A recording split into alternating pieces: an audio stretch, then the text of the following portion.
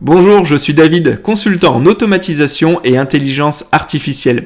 Aujourd'hui, on va parler de productivité.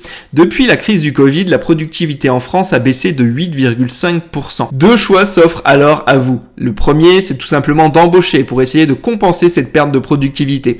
Et le second choix est d'accroître la productivité de vos équipes actuelles. Ma mission est de vous aider à trouver des solutions pour automatiser les processus grâce notamment à l'intelligence artificielle. En France, nous passons en moyenne 142 jours sur des tâches administratives. En automatisant et en s'aidant de l'IA, vous allez réussir à vous dégager du temps à vous et à vos équipes pour vous concentrer sur ce qui est vraiment important, la relation client et le développement de vos agences. Je vais vous présenter 6 cas d'usage. Le sinistre. En fournissant à l'intelligence artificielle le barème IRSA et en lui donnant des constats d'accident, elle va être en capacité de déterminer exactement ce qu'il s'est passé et qui est responsable.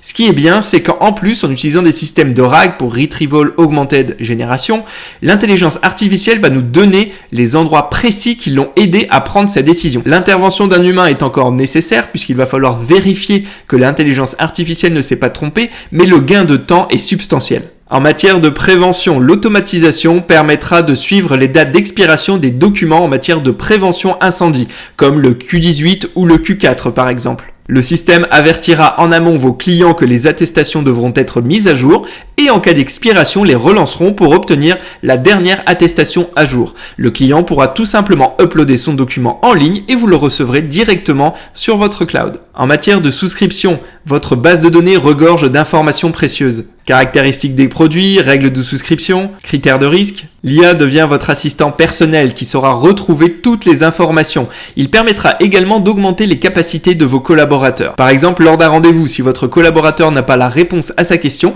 il pourrait interroger l'intelligence artificielle. Elle peut vous permettre d'établir des comparatifs entre différents contrats. En matière de renouvellement, pour vos clients qui sont soumis à une RC révisable par exemple, eh bien une automatisation peut automatiquement leur demander tous les ans de mettre à jour leur chiffre d'affaires. Le client reçoit alors un email l'invitant à se connecter à une plateforme sur laquelle en fait il va renseigner tout simplement le montant de son chiffre d'affaires, son nom, son contrat, sa date d'échéance, tout sera déjà repris. De même pour les artisans RGE ou certifiés Calibat, le système leur demandera automatiquement de mettre à jour leurs attestations. En matière de prospection, l'IA peut vous aider à prospecter en récupérant des informations comme des adresses mail ou des numéros de téléphone. Vous pourrez alors lancer des campagnes d'emailing ou de messages sur LinkedIn, des campagnes qui vous prendront quelques heures à mettre en place mais qui pourront s'étaler sur une année. Grâce à l'IA, vous pouvez créer des articles, des photos, des vidéos. L'objectif est de multiplier votre portée tout en y consacrant un minimum de temps. Enfin, en matière de conseils,